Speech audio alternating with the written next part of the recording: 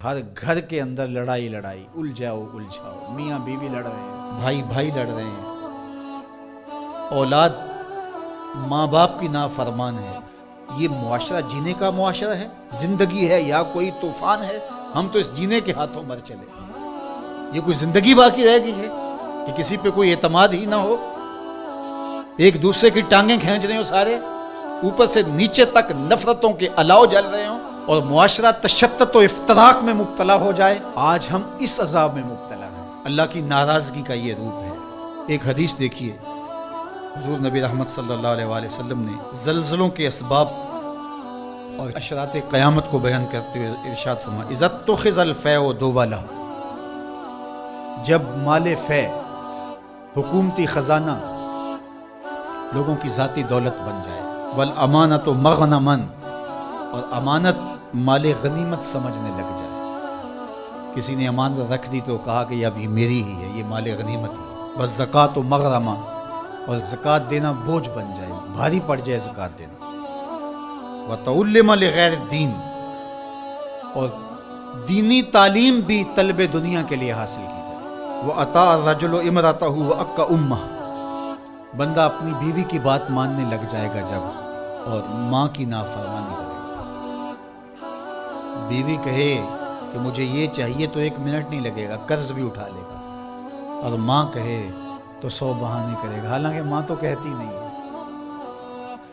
کبھی مجبور ہو تو اس کی زبان سے نکلے تو نکلے، لیکن اس کے لیے ماں بھاری پڑ جاتی ہے۔ وَأَدْنَى صَدِيقَهُ وَأَقْصَى أَبَاهُ، فرمایا دوست نیڑے ہوں گے، باپ دور ہو جائے گا۔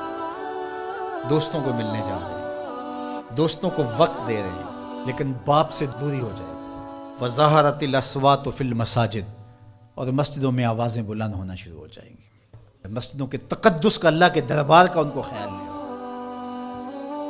ڈی سی کے کمرے میں جائیں گے تو مؤدب ہو کے کھڑے ہوں گے، لیکن اللہ کے دربار کے اندر ان کی وہ کیفیت نہیں ہوگی۔ وَصَادَ الْقَبِيلَةَ فَاسِقُهُمْ وَكَانَ زَعِيمُ الْقَوْمِ أَرْذَلُهُمْ، قبیلے کا سردار فاسق ہوگا، اور قوموں کے سردار ذلیل ترین لوگ ہوں، غنڈے سردار بن جائیں گے۔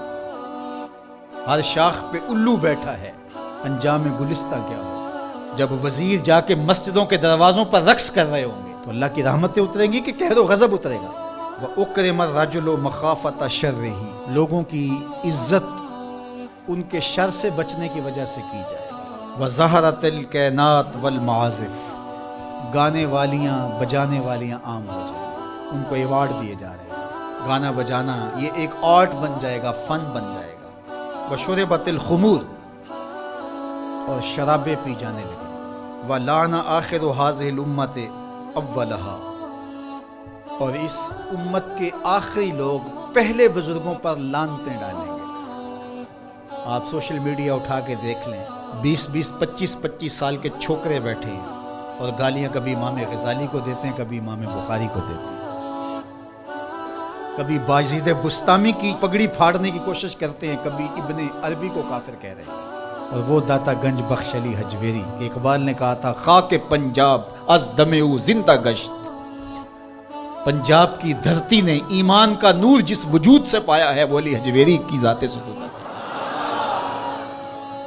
ان کو گمراہ بولا جا رہا ہوگا، کوئی اصحاب رسول کی دشمنی میں لگا ہوگا، کسی کے سینے میں اہل بیت کا بغض پل رہا ہوگا۔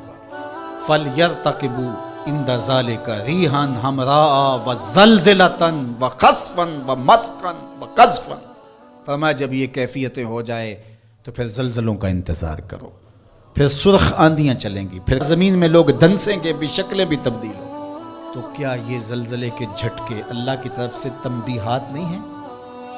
نہ سمجھے تو وہ ایک گاڑی کے پیچھے لکھا تھا، عقل نہ ہوئے تو موجیں ہی موجیں۔ اگر نہ سمجھے تو یہ جھٹکے زلزلے کے ہمیں جھنجھوڑیں گے نہیں، ہم اگلے دن پھر اسی طرح کے